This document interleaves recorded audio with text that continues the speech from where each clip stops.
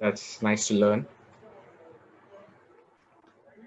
So it's 11 a.m. almost. Let me begin the session now. Welcome to the Saturday live sessions with Living My Promise. Let me introduce Meera Shenoy to our audience. Meera Shenoy is founder at Youth for Jobs.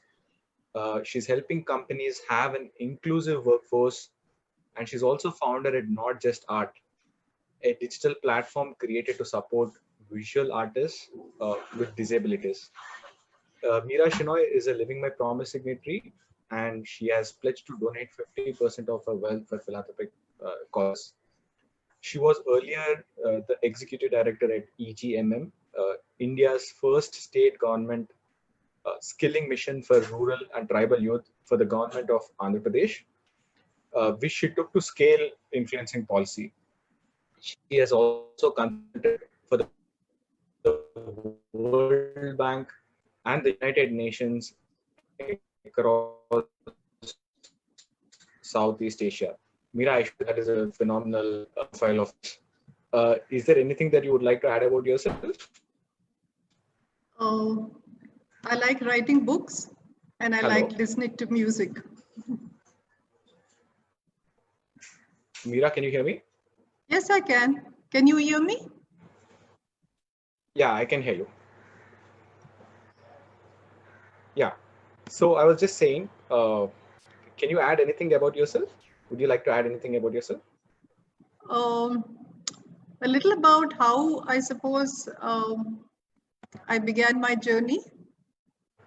Um, I used to work as a business journalist before, first with print, and then I got myself a diploma in international television with BBC.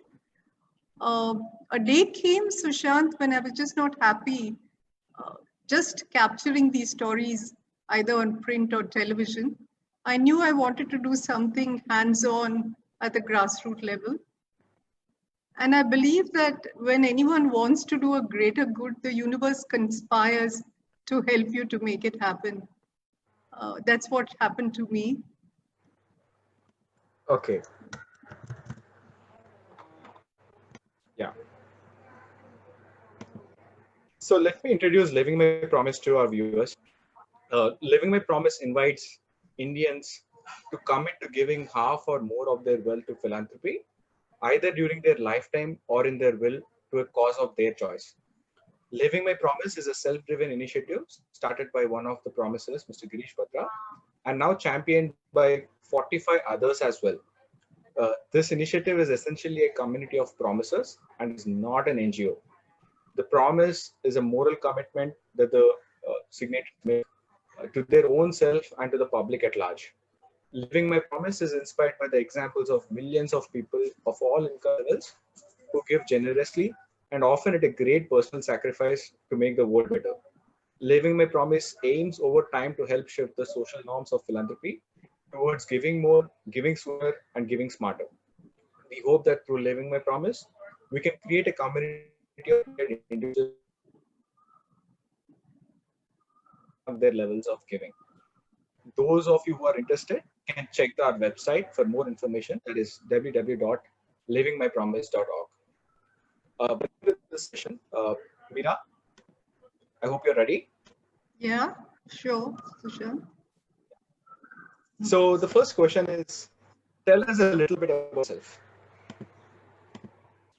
As I said, I used to work in print and television and then had a strong desire to move into the social space.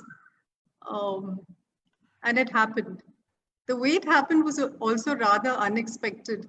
I was asked to sit on an interview panel to interview someone in communication for the largest World Bank project for the government of AP. And when I went for the interview, no candidate turned up.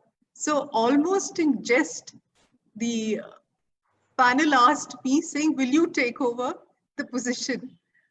I saw it immediately as an opportunity to move into a space which I wanted to. And I took over as director of communication, where I worked with the self-help group women within 2 months, I was put in charge of another project, which was to look at how corporates can actually partner with the poor, making sure there's win-win from both sides. And as that project moved on, the government asked me to head the employment mission of the state. And that really was the beginning of my journey, of my interest in youth, interest in skilling, interest in linking them to jobs, because jobs brings a sustainable transformation of their lives. Yeah. For viewers who are watching this live session, if you have any questions that you would like to ask Meera Shenoy at any point of time, please post your questions on the Living My Promise page under this live video in the comment section. I will try to bring up some of these questions to Meera. Meera, my next question is, why did you decide to be a change maker or a social entrepreneur? Good question, Sushant. I think, we all know that there's a thriving world there, and there's also at the same time a wilting world. I'm told the statistics is that 62 people own more wealth than 3.4 billion people. I mean, that's such a difference that I think it makes any thinking person disconnected and discontent. So you see the manifestations of this in different ways. You see, for example, theft, crime coming closer and closer to you, newspapers full of these stories. You see friends of you who say they are disconnected from nature, so they give up their job and go to do farming. Some complain about work-life balance. Some talk about they have a disconnect with their inner self, so they meditate more.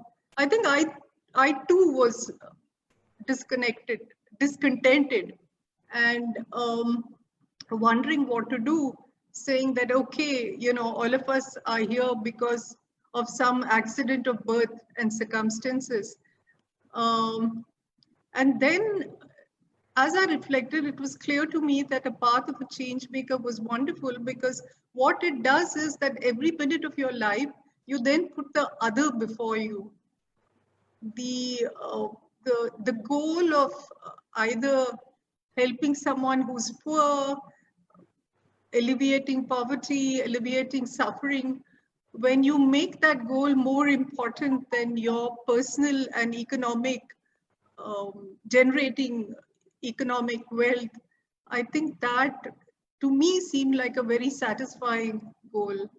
And that's when I decided that I would change track and do this. And I also thought that if I'm going to begin my own journey, I should work with the most vulnerable. And so I looked at different segments of society. I knew it was youth because youth is something which interests me. And I chose youth with disabilities. Yeah. So one of us audience is asking a question. Mr. Ramesh Durai Kannan is asking, disability work embodies compassion. Can it be cultivated, and how? Yes, that's true. I think in the disability space, you really cannot work if you don't have compassion. In fact, when I address my team nowadays, I don't talk about targets. I only talk about the potential of the poor, compassion, and the fact that giving a job to one disabled youth in a family takes the entire family out of poverty in a sustained manner. These are very powerful images which keep me firmly on my path, even though there are myriads of challenges which we face every day.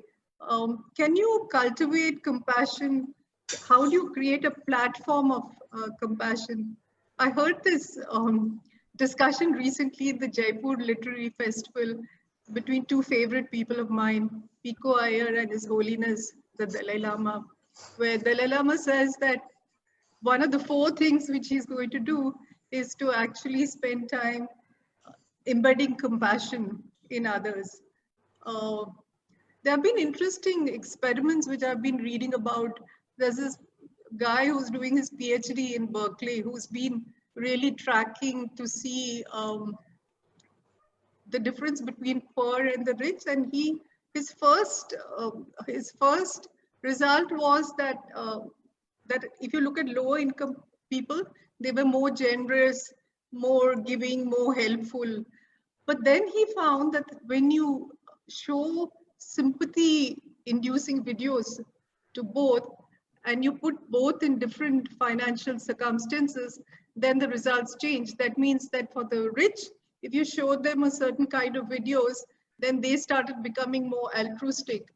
And the poor, they became, the poor became less altruistic, and the rich became more generous.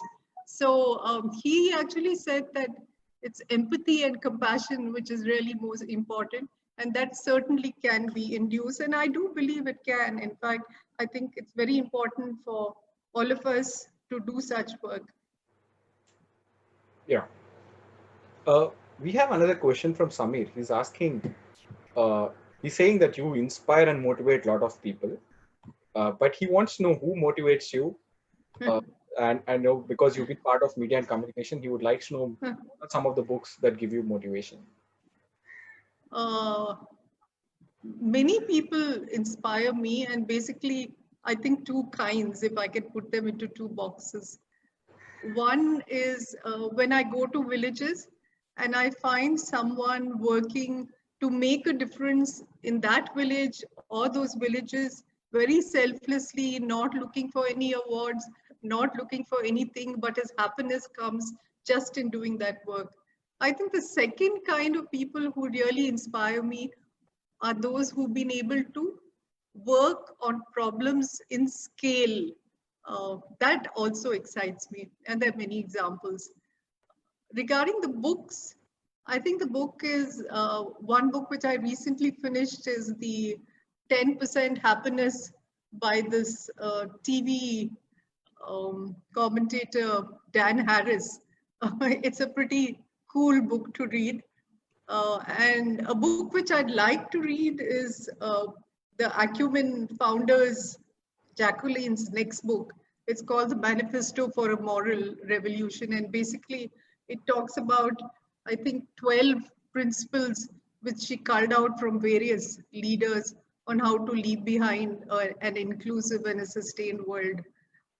Of course, there's that usual book which everyone talks about of the billionaire who wasn't, about Chuck Finney, and that's also really amazing because the fact that he gave away 8 billion does not amaze me, but the fact that he lives with 2 million amazes me.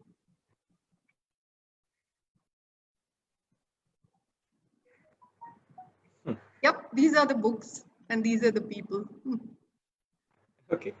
Uh, what, like you've been a signatory to Living My Promise, you pledged 50% of your wealth for philanthropic causes. What motivates you to give? Um, Sushant, I think that for many of us, we grew up very naturally without really reflecting on giving. For example, I come from a middle class, upper middle class home, joint family, and I still remember anyone who came from anywhere, whether it was for a marriage, whether it was for education, whether it was to pay up bad debts, my grandfather never hesitated to pull his checkbook out and to write them all off. In fact, when we got married, he gave us the only gift he gave us was a small book, which was a thought for a day to read it out every day. And he told us that we all should give away 10% of whatever we earn. So I don't think we really reflected too much on giving. Giving was sort of natural. But Venkat, when he asked me whether I'll sign Living My Promise, I must admit I didn't do so immediately. Um, he, and Venkat being, you know how Venkat is, he persists. So he asked me again and again. And I kept reflecting on it. Then one fine day, I just asked my family, which is a very limited family. And of course, both said, please do whatever you want with your money. And that I think was the answer. So Um, uh, I've also been listening to those. Uh, how do you do it? I'm not clear about it. The fact that I'll do it, I'm clear. I've been listening to other signatories and I really liked what Govind said. Govind said that what he did was he's been discussing with his family on what are the areas in which you should uh, give, so that after all it's your next generation is which is going to continue the trend. So I think that's a good idea and I'm planning to do that too, because I know my daughter, I have only one daughter, I know she gives generously. So if I can also understand what her areas are, then perhaps we'll join hands and do it together. um, and I think what signing Living the Promise does for me is that it strengthens my spirit of abundance. What it does, it flips a switch, I find, in the mind and the heart, um, where from small issues to big issues, you you give without thinking too much, and that for me is really something positive. Um, I realize also that giving is not a zero sum game. For example, if you hug someone, you don't worry saying, oh my God, is my little bag of hugs becoming less? Or if you smile, you don't worry saying, is my bag of smiles one smile less? So, kindness and generosity, if you think of it, it soon just does not become an activity, but I think what it begins to happen is it just becomes a way of your life. Yeah. Uh, One of the question that we're getting from an audience called Anil Mathur is asking, is money the only form of giving? Yeah, an interesting question. I think what happens is that in society, wealth is equated, money is equated to wealth, and that really is not true. I just remember there's a lovely story which was told to me when I was in Delhi by the person who wrote the book on Mother Teresa. So he was saying that when he went to visit her on one of his visits, there was this person, wealthy person, who'd come to give money to her. And he kept making her pose in various ways, stand this side, stand that side. And Mother Teresa, she didn't protest at all. She did whatever he asked, she did. So, and he was getting irritated, he said. So, as soon as the person went away, he asked Mother Teresa, he said, listen, aren't you irritated? What's wrong with this guy? Why are you doing this? So she smiled at him and she said, you know, yes, he has the financially he's wealthy, but what he has is he has a poverty of spirit. And then she went on to tell him that, listen, there are various kinds of wealth and there are various kinds of poverty. Just as there are various kinds of poverty, there are also various kinds of wealth.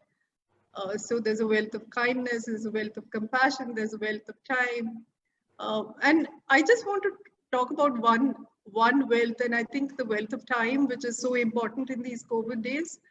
I was looking at some statistics, and I saw that people spend 200 billion hours watching television, and something like 400 billion hours on video games.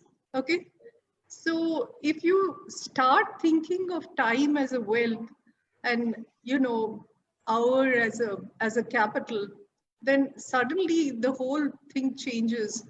You start using a little bit of this time for the greater good.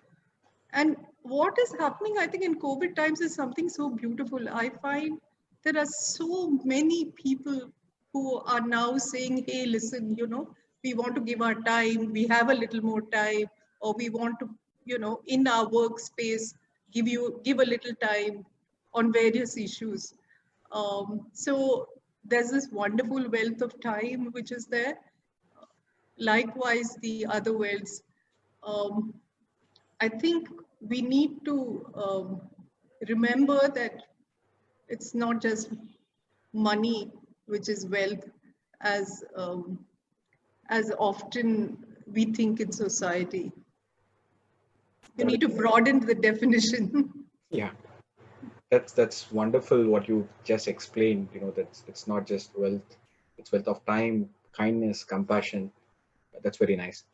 We have another question from Praveen Bansal. He's asking, do you have any thought process related to work with children, especially those with special needs? What's your thought process on this? I think it's the most important work. In our own journey, I can tell you we didn't begin working with children because youth is our focus. But soon I find that what we are trying to do with the youth, the problem lies squarely in the schools.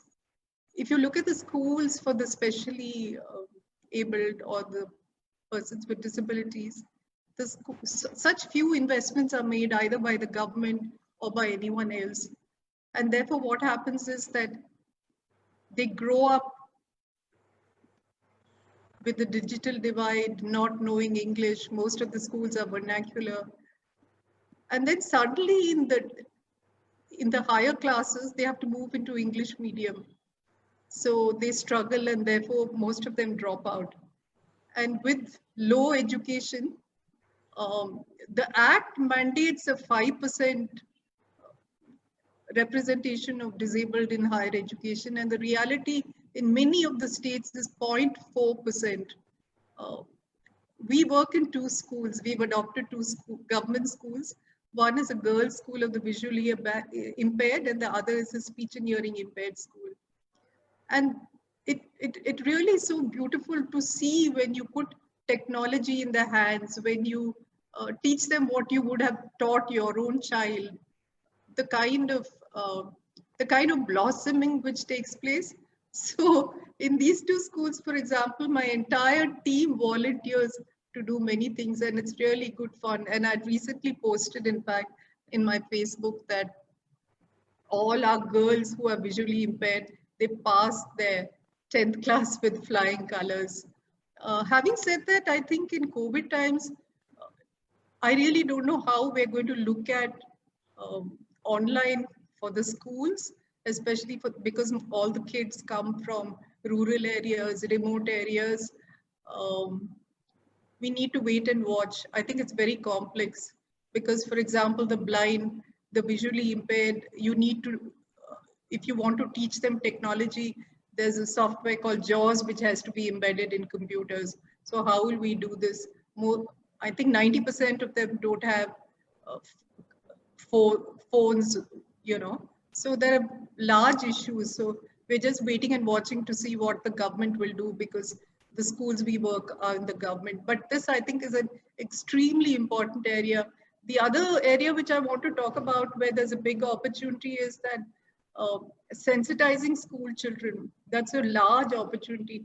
You know, when I did my book and I interviewed several successful people with disabilities, several successful entrepreneurs told me. One person, for example, Arvind, who's a large and very successful entrepreneur. He actually told me how when he went back to the Gymkhana club, they refused his membership, even though he could swim very well, saying you can't swim, as if disability was a disease.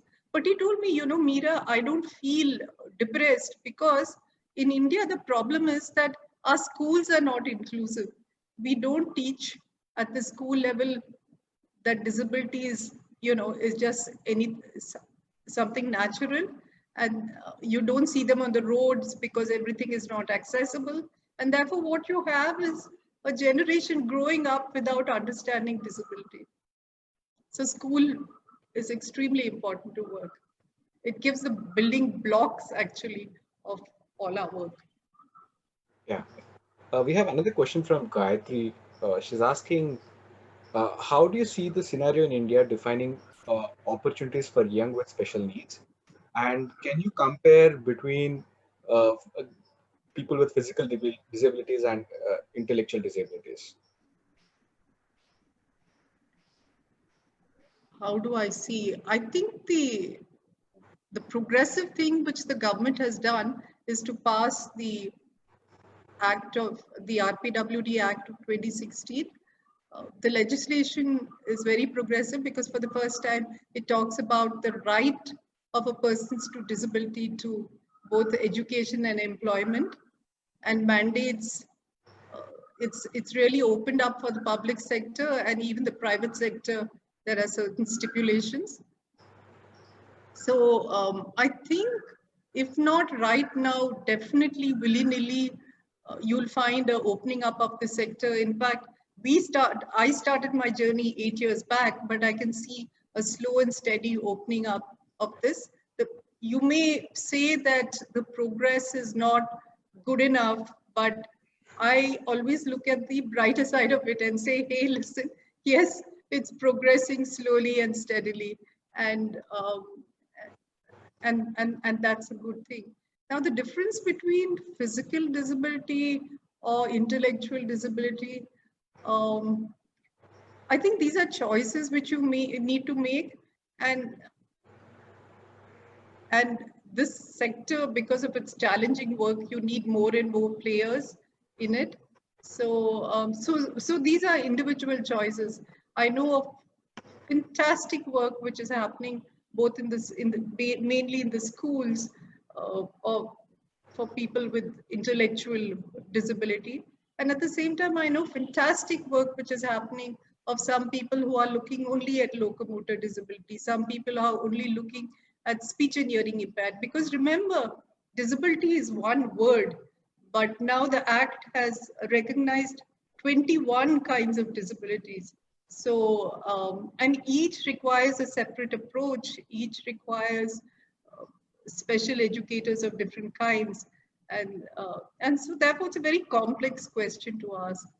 I would say that choose whatever you want, where you can make high impact, and go ahead in your path, because this complex problem can't be handled alone.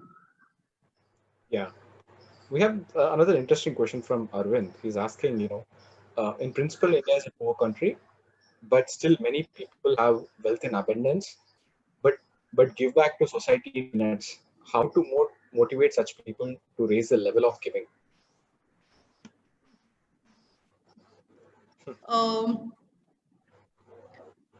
I believe that everyone has the spirit of giving. It may be latent in some, it could be manifest in some, and the trigger is different for different people and happens at different times. And let me tell you why I feel so strongly about this. And quite often I've been discussing with Venkat about this. See, generally people think poor can't give. Okay. Now, for the last few years, I've only been working with the poor. First, it was the non-disabled poor, and now it's the poor who are disabled. I find that they have such a great spirit of giving. I'll give you quickly two examples. One is that there was one of our kids' father who fell seriously ill, and I was stunned to see that 3 others had contributed all their savings of 2-3 years to help this father out. So I asked them, I said, you gave all your savings. What do you have now in your bank? They said nothing. I said, so even before I could ask them and look puzzled, they said, but we'll earn again and save. That's simply amazing. I was completely stumped. The other example is of this boy who, we got him a job in a gaming company. He was actually injured and had lost his job, and we found him a really good job in a gaming company. So when he saw me, he said, ma'am, he stretched his hands out like this, and he said, I have so much money now. So I said, you have so much money. Okay, so what do you do with your so much money? So he said, what I do is I send it to my parents. My parents are doing A, B, C, D.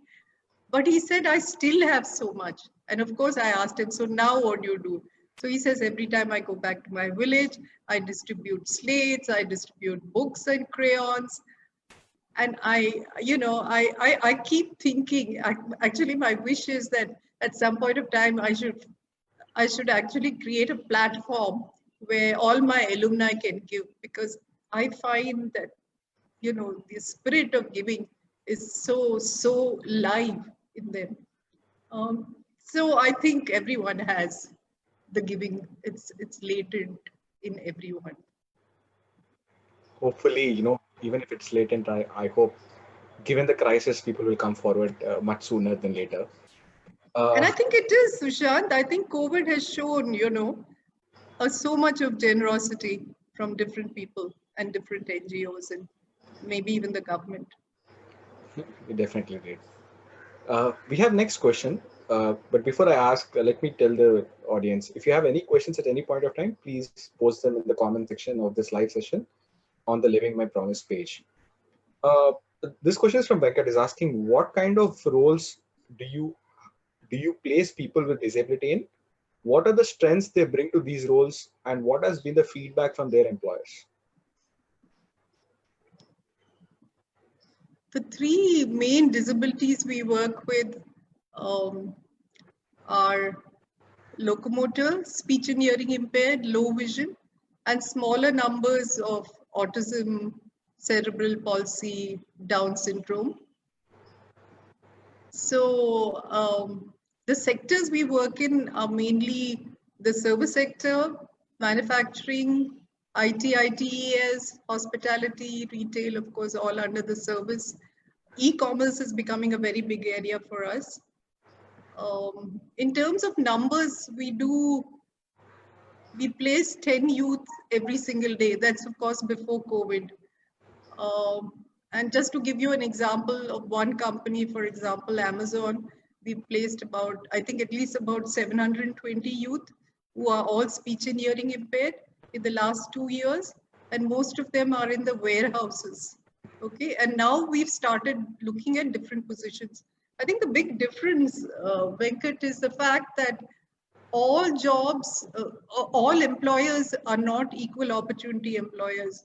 So one of the tasks we have to do is we do something called a job role matrix, where we go to them and we say, hey, listen, can we look at your various business divisions and see the various positions there, and tell you that with simple workplace adaptations, what kind of job role can be done by which kind of disability. You can choose when you want to begin with which disability, but let us give you at least this map in your hand, which gives you some kind of a guidance of what your journey can be. Depending on the disability, for example, very clearly, the speech and hearing impaired can't do telecalling jobs, okay? So there are various job roles now. Now I think we are continuously opening up newer job roles. One of the big things which we keep trying to do is to ensure when we create or when you look at new job roles for the disabled, that they should be in front positions, customer facing positions, and not always at the back. Because what that does is that opens up, it acts as a very natural advocacy, for the cause. For example, you have so many of these restaurants which employ disabled, fine dining, not so fine dining. But what it does is when people go to eat there, they suddenly are thrilled, The KFC CEO told me in my book, he said, listen, the KFC has something called a special KFC, where in the most prestigious locations, you only have speech and hearing impaired youth who are serving you there. And he says, my customer matrix is the best in these restaurants, business booms in these restaurants. So why would I not increase them? So the triggers are basically, you have to make sure, and it's up to people like us who work in that space of interfacing between, on being the voice of the youth with disability, building his skills and interfacing with companies to make sure that it helps the business of the companies, and only then will, hiring get mainstreamed. Otherwise, it really doesn't. So these days we say we don't want to work just with the HR, but we need to also closely work with the various business divisions, because that's only then will this hiring get mainstreamed and not just be a tick in the box, which is not what I think anyone wants. Yeah. Like you mentioned, we are seeing several enterprises emerge. We are seeing few social enterprises emerge where the models are centric to people with disabilities. What are some of the challenges in scaling such models? The good thing, Sushant, is I think there are lots of youngsters. I see them in campuses every time I talk.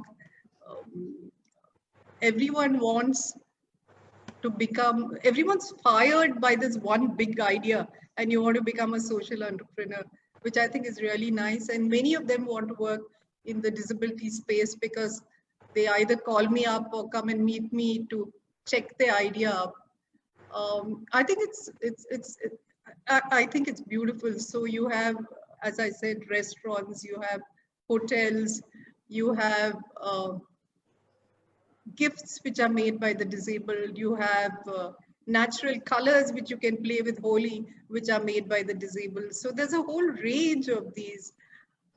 Why do you not see too much of scale? I think there are 2, 3 reasons. Reason could be, first is, as I said, disability is one word, but you have various kinds of disabilities. Each one requires separate training. Each one requires, um, some of them require different kinds of special educators.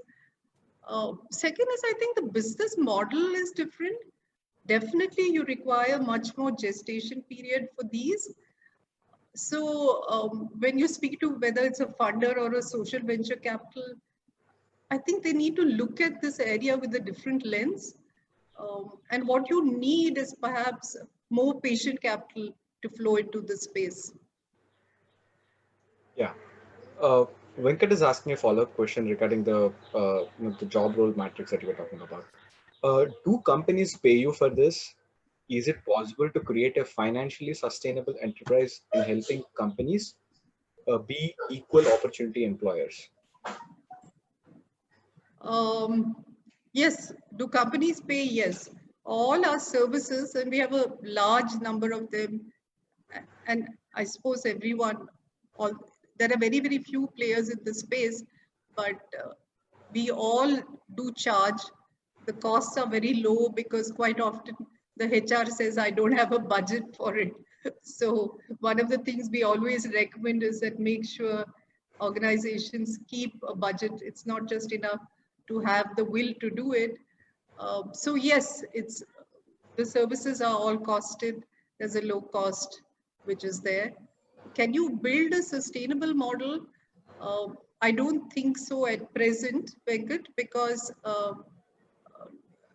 I think most of these services are low cost, whereas what we spend on training a youth with disabilities, especially from rural areas and underprivileged families, it's much more than what we could get from the companies. But the other area where we've started working now is with the educated youth, and there again we find that we can, for example, charge the company when they hire a youth who's trained by us. So that's again opened up another source of revenue to really, I think, build a sustained model, and to do any cross subsidizing the way an Arvind does will take a couple of years, not immediate. I don't see it happening immediately. Okay. Okay. My next, like for the viewers who are watching, if you have any questions, Meera has some amazing answers. So please post your questions in the comment section. My next question to you would be, how can we support people with disabilities, especially those from rural or remote areas? That's a good question, Sushant. Um, if you look at the space of disabilities, 80% of the world's disabled population is in developing countries like India, and most of them are in the rural areas. Um, if you take India, the divide is really amazing. You'll find, for example, the remoter you go, they don't even call a disabled by a name like Sushant or Venkat. They call him by the kind of disability which he has, which is Gunga or Andha. There's a huge stigma attached to it. So parents don't invest in the education of their kid. So the employment levels are incredibly low for persons with disability, and this is a huge loss. ILO says this is a 5 to 7% loss for the GDP. So it's very clear that you need to make investments in this. When we started out, I was very clear that we should do what India needs. So our work, in fact, began by looking at rural youth with disabilities. And let me tell you, I mean, it was really difficult because there are myriads of challenges. Challenge one is that they're geographically dispersed. You don't know where to find them. You go to a village, you may find a youth, but you won't find a youth with disabilities. So where do you find these youth you want to train? So right from that to other complexities, it took us about a year to figure that out. So it's very complex, but extremely important because the bulk of our population is there. And if we really want to reap our demographic dividend, it's clear that you cannot achieve, the country cannot achieve it unless you look at these vulnerable people like persons with disabilities or young women. So therefore, it's very, very important. Yeah. We have another question. The post-COVID unemployment situation is really bad, as we all know. And people with disability will be competing for jobs with many able-bodied people. How do you see this play out in the months to come? Yes, I think it's going to be difficult. I don't think it's easy. Um, we, in fact, also are changing our strategy. Though, okay, let me also put it this way. We thought that there would be no market opportunities, but slowly and steadily we find a lot of companies are posting their openings to us. Uh, Maybe because circumstances are forcing them to look at alternative labor pools. Uh, there's a lot of fear psychosis among all people, including people with disabilities, to join jobs. In fact, the first question nowadays they're asking us is that, will our employer look after us in case we have COVID, or will you look after us in case we fall ill? So these are all natural questions. But the other thing which we are really doing is to also look at local opportunities. And the good thing is that after COVID, when the offline training stopped, we've gone completely online, and there's been an amazing response. Many of these are from remote areas. And if you look at that, their competencies, if you look at their competencies, we have to fit them into different kinds of jobs. So I think we are doing a new kind of mapping uh, for these who come from very remote areas and young girls with disabilities. So so I think the situation is complex, but but we'll get there. Yeah. Uh, may I ask you, how has COVID impacted the lives of people with disabilities? Has this lockdown brought in any new challenges? I think in any crisis situation, including COVID, any any vulnerable sections of the population get affected, and so do persons with disabilities. Um, for persons with disabilities, it's complex on various grounds. If you look at it, just take access to communication. You and I can read anything which is written anywhere, but for the speech and hearing impaired, they need it in sign language.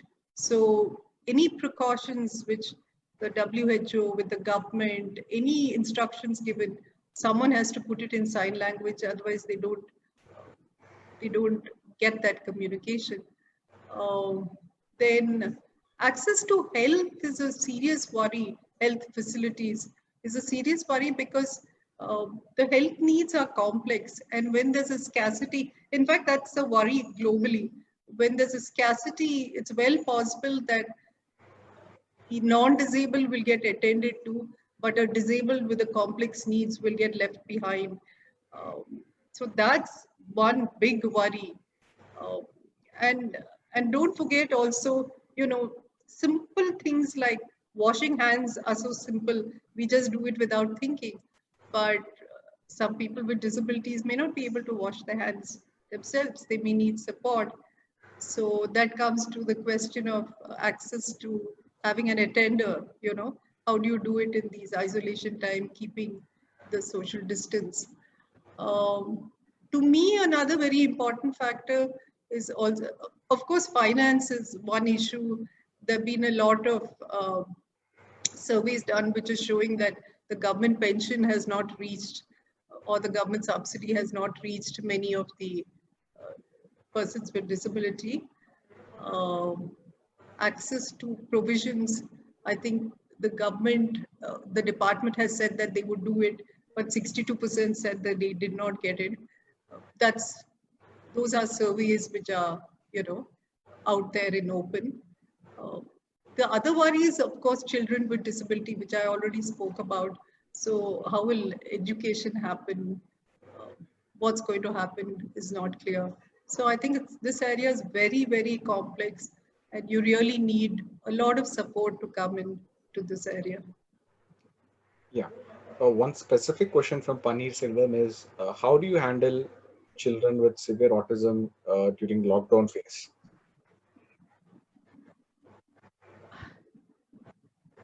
It's complex because, we all know that children with autism, they like a certain regularity which they have. Okay, and if that regularity or their timetable gets disturbed, it's highly disturbing for them. But I also find that a lot of beautiful things are happening. I'm part of a lot of WhatsApp groups of disability especially. And I find that the parents groups are the ones who all got together, and they're really thinking of various ways in which these kids with autism can be engaged, whether it's art, whether it's baking, and these are things which a kid with autism likes to do. There's such beautiful activities which are being planned, and then there's a sharing by the kids with by the parents of what the kid has done, and everyone comments on it. I find there are so many beautiful things which are which are happening mainly by the parents who are taking an active lead, saying, "Okay, I can't solve this issue alone. This issue is something which many of us are experiencing together. So can we come together on a simple platform, express what our angst is, which itself, to some extent, it reduces your burden, and can we therefore make sure that our kid is happy? I've seen beautiful pictures and beautiful work. In fact, if any of you look at the Not Just Art portal, you'll see beautiful visual art which is done by kids with autism. Yeah. Usha Venkatesh is asking, what would you suggest to teachers in schools to encourage children with disabilities, especially so that they're more empathetic? Sorry to, Sushant, What, repeat it, please. yeah, what would you suggest to teachers in schools to encourage children with disabilities? To encourage children with disabilities. I think there's no blanket answer. I think it depends on the kind of disability. It depends on whether it's an inclusive school or a school of the disabled. It depends, yeah, on the kind of disability. I, it's a hard question. There's no answer until I understand the question better. Okay. Vineet Saraiwala is asking a question. His is, what is your strategy to place people with hearing disability in the mid levels? If you look at the bulk of hiring for persons with disability, it is mostly at the entry level, like retail and hospitality. Honestly, even after decades, it is still at the entry level, and we need more youth for jobs, not one. And also, what is your view on firms which use hiring people with disabilities as a pretext of PR? Um, yeah, I think it's a good question. What is happening is that because of the low education levels of the youth with disabilities, many of the youth whom we place are in entry level jobs. But having said that, now that we've started working with educated youth with disabilities in our college program, if the beautiful thing is that we have this huge customer network or company network we work with. So with every company now, we are trying to persuade them saying that, okay, fine, we've done entry level. Can we now move to the next level? Can we look at, as a beginning, maybe entry level positions in your management? And it seems to work. So if you look at, for example, uh, educated youths, the program we started 2 years back, we placed in the last 2 years 575 youth with disabilities in in entry level management jobs, not entry level service sector jobs like a customer service attendant. So I think it can be done. It takes a lot more time, because those kind of jobs you have to go through a written interview. You have 3 rounds of um, other interviews. Companies don't know how to interview, so we have to facilitate it. Beyond giving our sign language instructor, we have to facilitate. So a lot of work, a lot of more work needs to be done in that area. There's no doubt about it.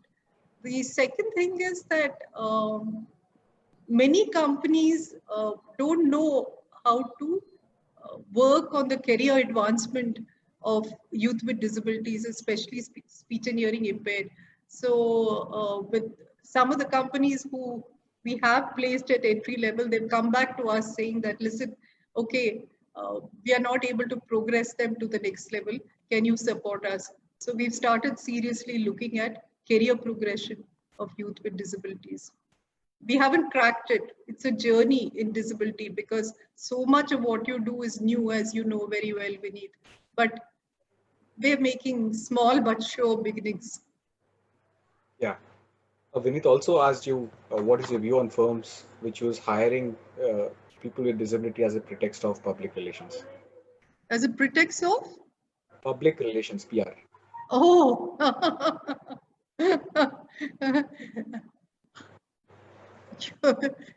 no, I really have no view on them. The way I look at it is, in this space and working in the social space, one lesson I've learned, Vineet, is that you must look at everything with a positive lens. So if someone says he wants to take just 5 youth and make loud noise about it, I look like Mother Teresa and I say he has a poverty in spirit. But I say it to myself, I let him take those 5 and make as much noise as he wants, because 5 of my youth have got good jobs. So I think in this kind of work which we do, we just have to look at everything positively. You understand very well that why he's doing it. The hope is that these 5 will become change makers within the company. And that does happen. Let me tell you, the company. There are quite a few companies who've just taken 2.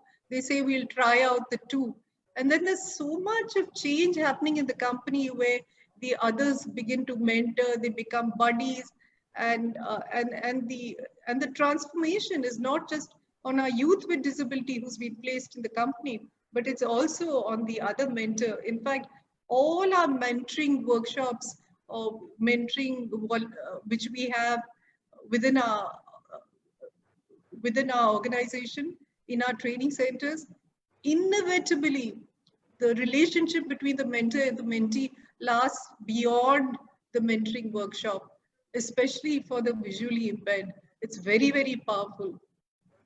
Yeah. Venkat is saying, you said that you will explore what your daughter is doing in philanthropy and see if you can do it jointly.